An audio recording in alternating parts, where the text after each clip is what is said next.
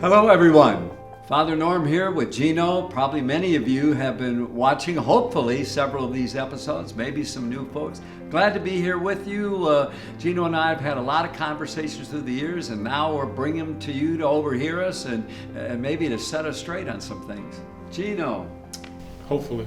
Hi, I'm Gino. Let's just jump right into it. I feel like last time we talked about history. We talked about telling the truth.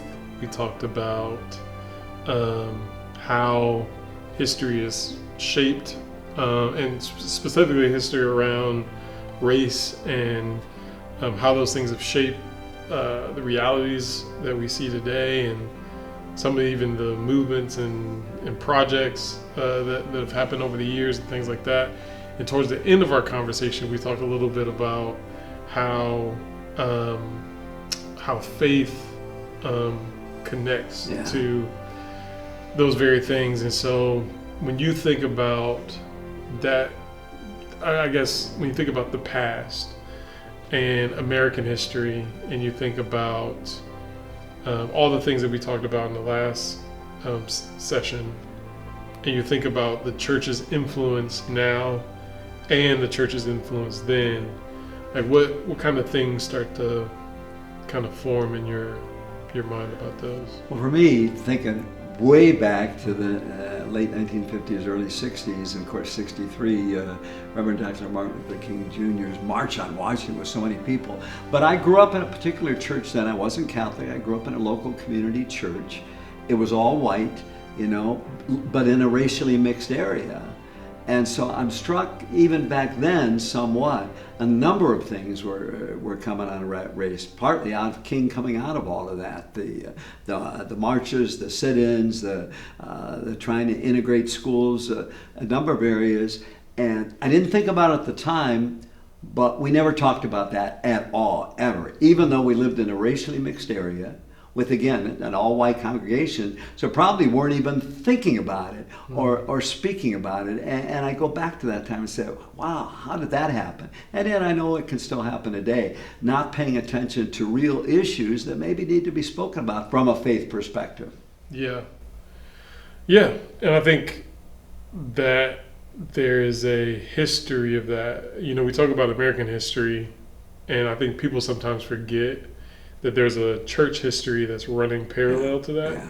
And so as these things are happening in society, there's also these things that are happening in the church. And one of the things that has always stuck with me, Dr. Tony Evans, he said that, the church is the agency by which God has bestowed influence to influence the rest of the world. And even if the church doesn't function in its calling and in its purpose, it still doesn't lose its anointing to do so. And he says, so to look at, or to gauge the state of society, or to gauge the state of a place, you need to not look no further than the church. And so the church is oftentimes the reflection, or the church usually reflects, or it influences the space around it. And so if the church is divided, usually the place around it is divided, right? America is divided because the church is divided. I think it was Malcolm X had said, the most segregated hour in America is I think 10 o'clock or something. Yes, 10 o'clock or high noon on Sunday or something like that, right?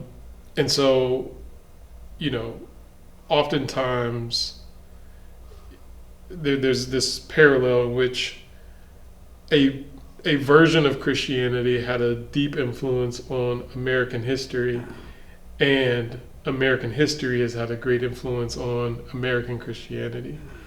And so that's an interesting dynamic to kind of work through. And for you, for any of us, that whole talk, American history, we talked before, a couple of years ago, I was in Washington, D.C. at the African American Cultural Center.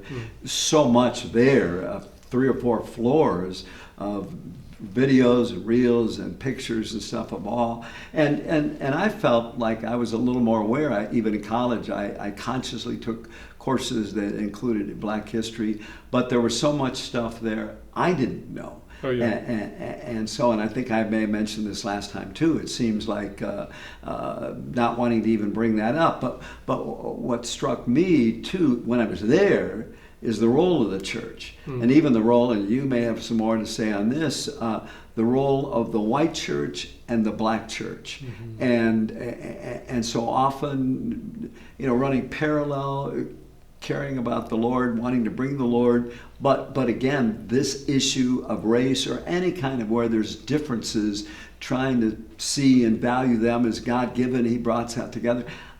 I didn't hear that. I hear a lot more of it now, thankfully, but I didn't hear it back then. Yeah.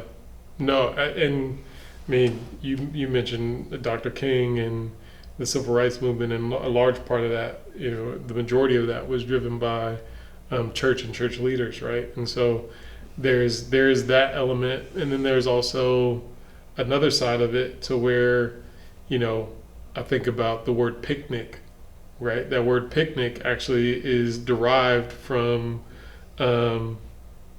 they would pick a N-word, and they would typically hang them, and they would hang them on, typically would be a Sunday right after church. And so this interesting dynamic in where you worship a Christ who was lynched, and then right after you go and you find somebody and you lynch them, and they would send postcards ahead of time letting people know that they were doing this. There's pictures of these droves of people with a person hanging in a tree, and these people are around, and they would sell body parts of the person that was hung as souvenirs, right? And so I say all that to say there is a complex and mixed history of the church, specifically in in America, and there's a deep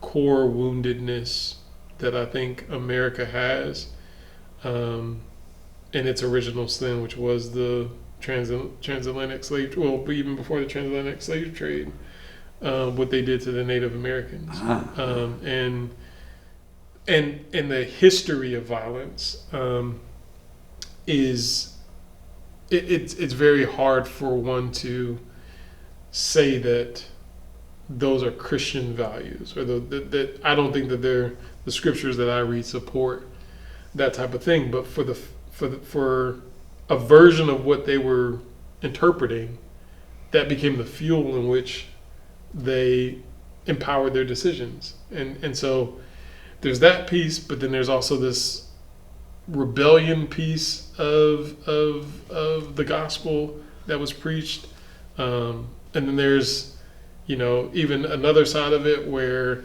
a movement where people were preaching about evangelism and winning souls, and there's all these like compartments of this gospel that like is good and have good things, but if it's segregated and separated, it starts to lose its potency, and it starts to fracture, and then it causes tension, and then the things that are actually supposed to be supporting one another become the very things that create conflict, and so you have all of that, and I think that that's a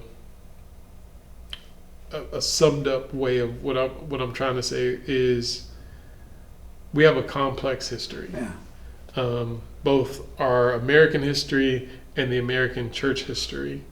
And in the same way that we talked about it, I think last time, about telling the truth about that history, I think it's important that we tell that truth about American history. I mean, about our American church history as well. Yeah, no. I know that. And even I think I've reflected before where,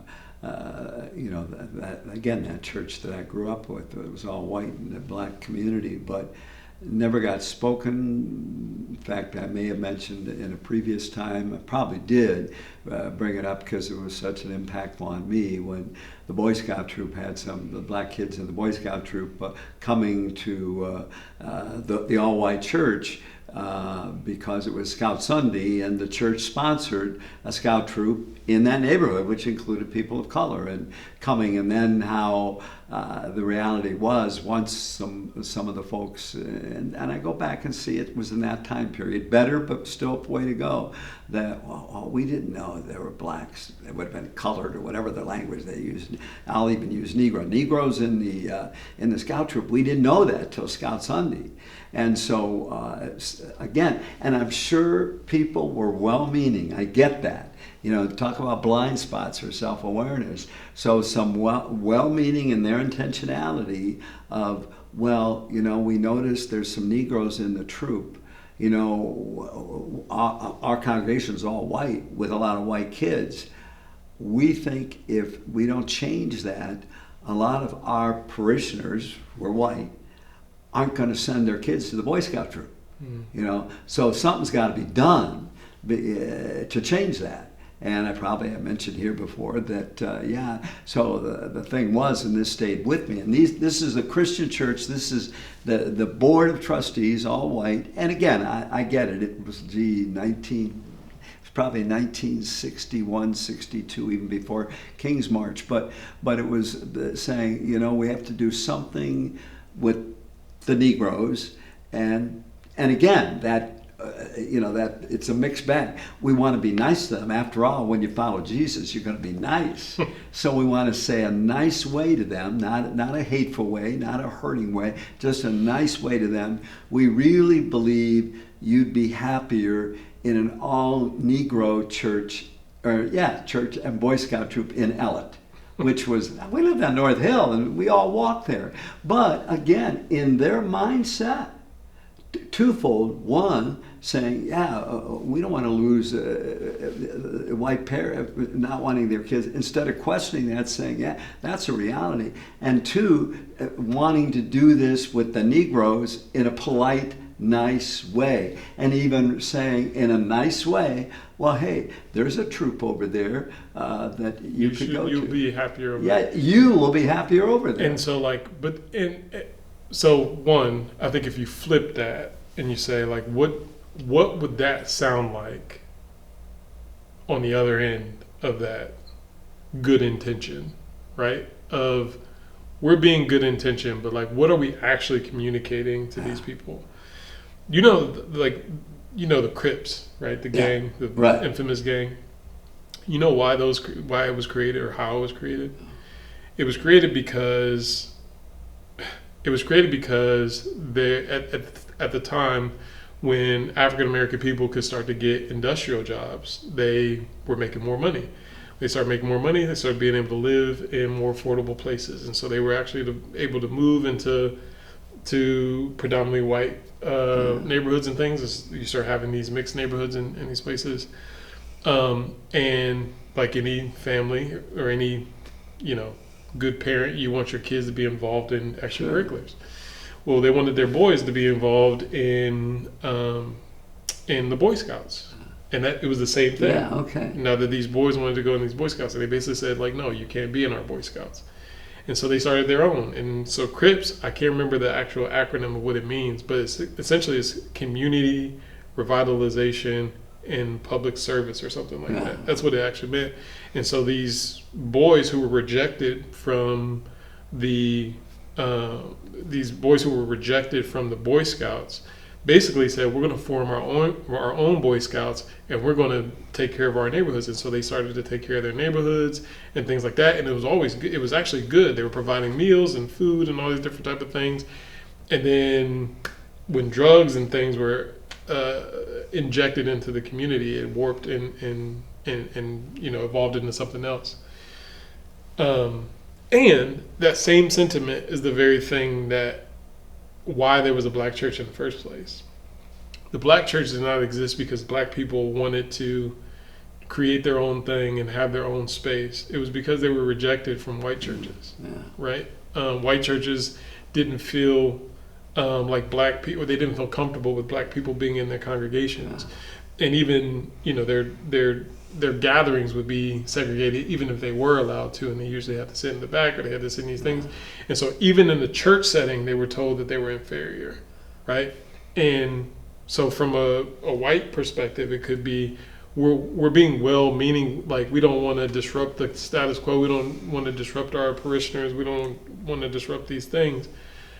But whether intentionally or unintentionally or whatever the motives are, you were constantly communicating to African Americans that you aren't qualified to be here and that you need to figure it out. Like, we want to help you figure it out and be over there. William Seymour in the Azusa Street Revival, right? Which was essentially a Pentecostal almost movement, in which even though Wall Street or the New York Times had talked about all the miracles and all these things that were happening at Azusa Street, and there were people who were brown and black and white and people in wheelchairs lifting chairs and speaking in unknown tongues. And these are like quotes from the New York Times. That's not even like the church history. That's the New York Times quoting these things. And there is his mentor. Well, William Seymour was African American, but his mentor was a white man. Said that the same spirit that is doing all this.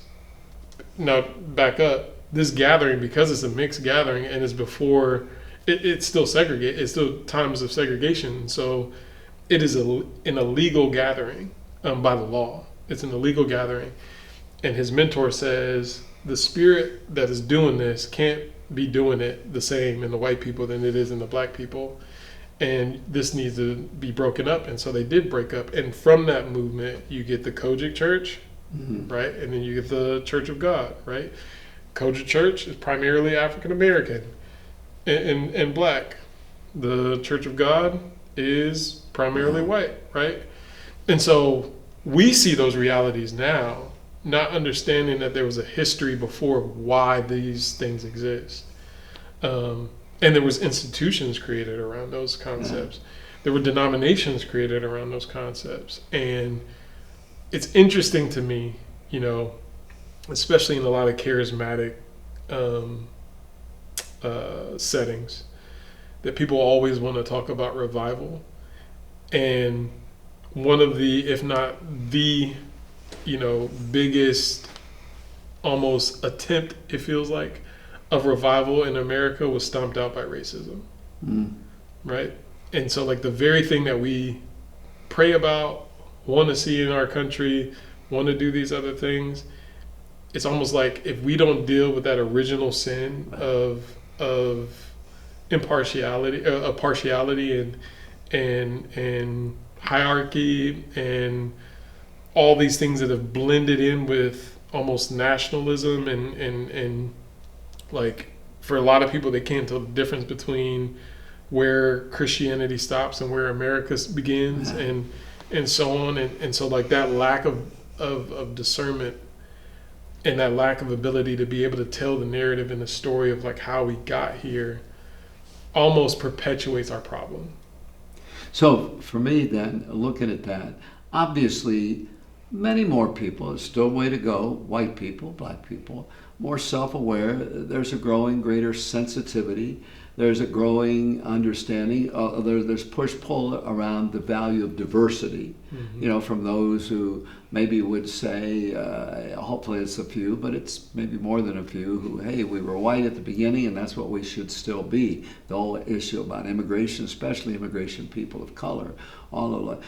And the churches still are on Sunday morning segregated, even though a lot of folks, white especially, I look there, more enlightened, more open, but still as segregated as ever. Why? We've integrated. People comment about this in positive ways, and some get bothered by it. All the commercials and everything have more black people in them, and even black-white couples relating as a marriage and stuff. So there's more consciousness of that. But still, that in the church on Sunday morning, it hasn't got to that place. Maybe a few, if I would say, progressive white churches would be doing more. But even there, yeah, the black white coming together, that's still in a church still rare. Why? Yeah, I think a couple reasons. I think church as the institutions perpetuate that division. But I also think that people typically don't want diversity for the right reasons. I heard Shane Claiborne, who I believe he quoted it from somebody else, but he was the last person I heard, so I'll just say it was his. But he said the people who fall in love with the idea of diversity ultimately destroy it. But people who love the people around them ultimately create it. And I think people are more concerned with doing the right thing as opposed to just loving people and caring less about the institution and caring less about upholding. Because even going back to what the comment about, we know if these people come here, that this might be a threat to our other parishioners, and we fear that we might lose them. And so out of fear, not out of love, but out of fear, we're going to do this to self-preserve what it is that we've established and we've built. And so, I think people are more in tune or they desire more to uphold the organization of church as opposed to help to invest in the organism that is the church. And I feel like that's the ultimately the thing that keeps us divided, because even if the fuel or the thing that is driving us to be connected in community is anything other than love, it's not sustainable. Right? If I don't genuinely have affection and care for you, and I'm just doing it out of a sacrificial obligation, that's only good for so long. It reminds me of that thing of that. How does your faith following Jesus, if you're Christian, make an interior difference? Not only your behavior, the way you look at the world, what you do, and how and why you do it.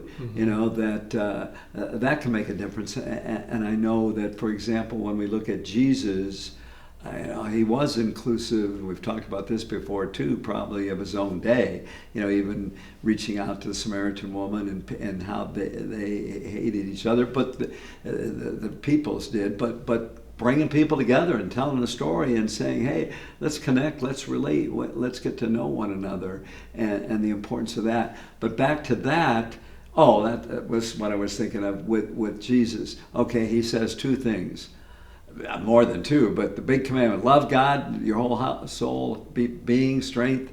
Love your neighbor as yourself. So love God, love your neighbor, and I think the implications of what does it mean? Who is your neighbor, and what does it mean to love your neighbor? And that thing of where I think people can see, well, those are commands. So yes, I will be obedient to Jesus in love, as opposed to I will be following Jesus, who calls us to relationship, and in that relationship experience love, not just, well, I'm loving you because there's a commandment and that's what I'm supposed to do. Yeah. And I think the second part of that says love your neighbor as yourself. And I think we just usually put that second part as a tagline and not seeing those things together. In other words, it's almost in their context, it's assumed that you love yourself. It's assumed that you know yourself enough to where you actually value yourself, and because you value yourself that way, then you should love your neighbor in that same manner, right? To see them as people who are just as valuable as you, but maybe in a different way.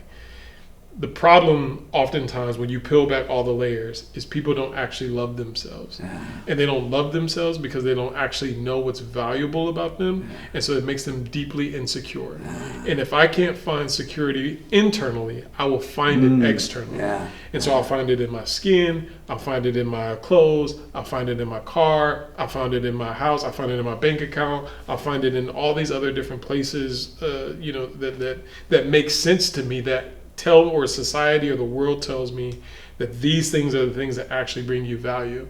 And so we have a lot of people who are rich, who got money, who got cars, who got, great skin, great, physique or whatever, but are walking around insecure in the sense that, like, outside of things that are externally, like, what are the things internally that actually make you valuable, that make you good, right? And those qualities, whatever those qualities are typically qualities that God has given you of yourself, right?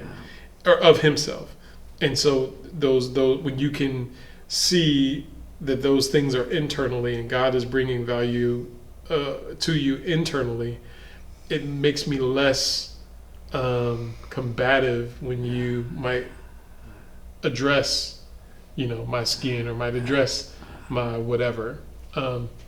So I think to my point being, I think a large part of why people miss it, or why people don't engage, is a deep level of insecurity. Yeah. So, we may have talked about this before too. I'm remembering watching a video of a woman who interviewed a lot of the people who were part of what happened on January 6th, disrupting in the Capitol. And over the next couple of years, she would talk to those people and try to better understand them. But that's another point. I mean, like, obviously everybody, so many were appalled at this. She said, I just wanted to better understand that maybe that can give us some insight. And so she videoed a lot of her interviews. And so many of the interviews, and it really struck her, and she explored it more, were particularly men who in their childhood possibly had, this is overstating it, but some had an alcoholic father, a distant father. Some had situations growing up where they had a very negative sense of self. It could have even come from a Christian distorted kind of percent, you're sinful in who you are and what you do. And so she said that so many of those people, not to excuse it, but when you look at their background and how they saw themselves, love yourself, that she could see a lot of them didn't have that self-love. Yep. They were dragging some stuff through their childhood and then projecting it out in this disruption without even being self-aware that that's what was really going on. Yeah, because, right, the culture's like a wave. And if you're not secure in the way that you are and you're not standing strong, you'll just go with whatever the current is, especially if that current it feels like it's giving you value. There's a movie, I'm forgetting the name, but Taraji P. Henson, it's like Unlikely Friends or something, but Sure. I forget what the name of it, but they talk about, like, this, it was they had to vote on whether they were going to pass desegregating the schools. Right. And the guy who is like a grand dragon in the clan gets up, and he's the final vote.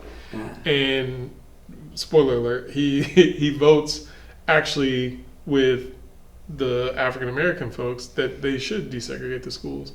But before he does that, he gives this speech and he says what you just said. Growing up, he didn't have his father, he didn't have that validation, he didn't have those things. And when he got of age and he got connected to the clan, they actually gave him a title. They gave him they gave him status. They gave him these things, and he rips up the card because he has this moment of clarity where he realizes that he is more than that, and his relationship with this woman has actually trumped the thing that he's put his security in. And I feel like that's where we got to get. We got to get to a point where our relationship with people trumps, like, our the way that we have entrenched our security and our value into things that are external.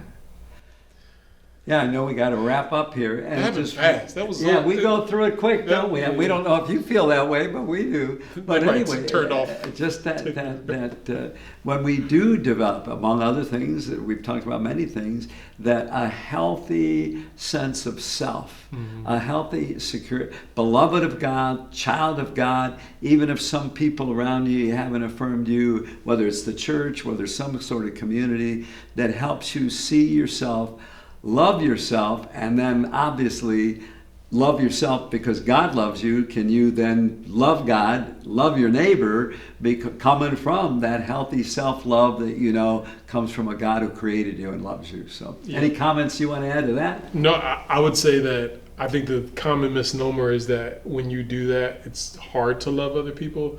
But I think when you do that, it's actually the natural outgrowth of that is to love other people. When you feel free, the natural, outgrowth of that is you want other people to feel free too. And so you love them in a way that they feel like they should be loved, or the way that they need to be loved. And so, yeah, I would just say that, I think it's not hard to love people when you truly can love yourself. And sometimes love doesn't look like, oh, I'm just going to give you roses or whatever. Sometimes love is distant. Sometimes love is, all those things. But well, folks, please know, I'm adding this. I don't mean this at all, but I don't want to get postcards. I don't do postcards anymore. See how old I am? Okay, because I was going to say, Gino, since I came to healthy self-love, I finally came to like you. I'm glad this was on camera. This is how he treats me off camera. Yes. Everybody thinks, oh, he's nice, he's father. This is how he treats me. No, but we appreciate you. Thanks for being with us. Thank you for responding. God bless us all. Yeah, and we'll see you next time.